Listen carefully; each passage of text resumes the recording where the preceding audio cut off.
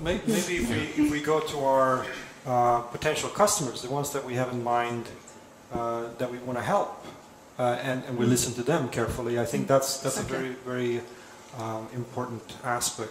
That's the modern way, though. Like Yeah. you've talked about this. Yes, yes. The whole And- lean startup kind of approach. Making Totally, sure that and- there's a and- market. Lean Startup, I mean, it was first time it was mentioned on Eric Ries's blog in 2008.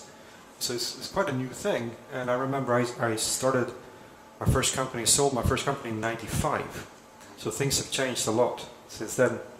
The way I used to do it and the way I then learned how to do it in a different way. And what I like to do, just to maybe expand on what you were saying, I think that an idea has to somehow land in a business model, right? So it's like, see yourself as a sculpture. You're sort of chipping away at that sculpture that you're trying to create, and every iteration you're getting closer, hopefully, to something that someone wants to buy, right? And that is you building and iterating that business model.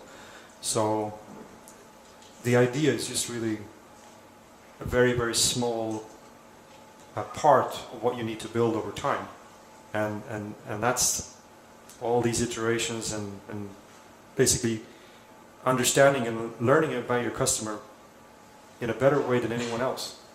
This is where it starts. In a way, it's kind of interesting.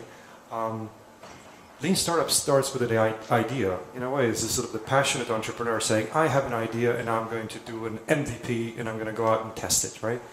But then you can come more from the design thinking camp, and you can say, I'm going to go out and just talk to customers and try and find people who have a big pain point, a problem. And then based on the information I get, I'll start thinking about what kind of idea I want to develop, right?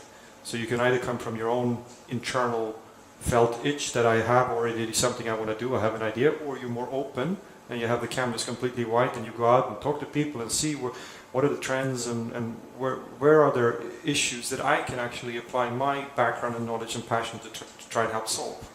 So I think that's kind of two different ways of addressing it. Who here thinks they already have a good idea for a business?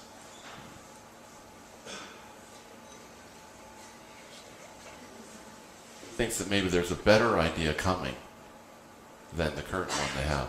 Always. Okay. Always, yeah, okay.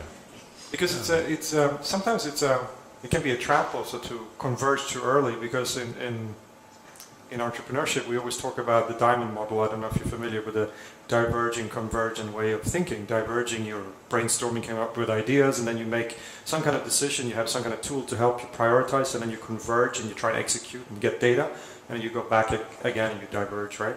So I'm just worried about sometimes entrepreneurs being too early onto an idea and start executing too early, and they kind of fall into the trap of the local maximum, and they think this is the highest mountain. But if they take a step back and they widen their perspective, they see there's a much higher peak somewhere else that they could climb instead.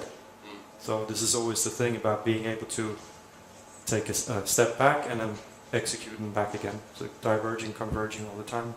Not always being in the execution phase, which is easy when you're an entrepreneur and you're very passionate. You end up too early executing. I think what this also comes back to what you said about being close to your customers. Yeah. Because if you're close to your customers, you will be adapting. I mean, whatever you thought originally will never be what you end up doing. Exactly. And I think that's only one truth about entrepreneurship, that I think everyone who has been successful, they look at their first business plan, they laugh. Because whatever they thought they were going to be doing is not what they're doing later on. Yep. And it's about this, it's exactly the same. It's like this curve where you listen to a client and you bring out your MVP, or you try out the first project and so on, and you learn along the route and you find that the market was slightly different, or no, I shouldn't go local in Sweden, I should start in India instead, or I should do this and so on. So you kind of learn along the route. That is the chipping away at the business idea. I agree with you that whatever you think you have will change along the way, and you need to be adaptive.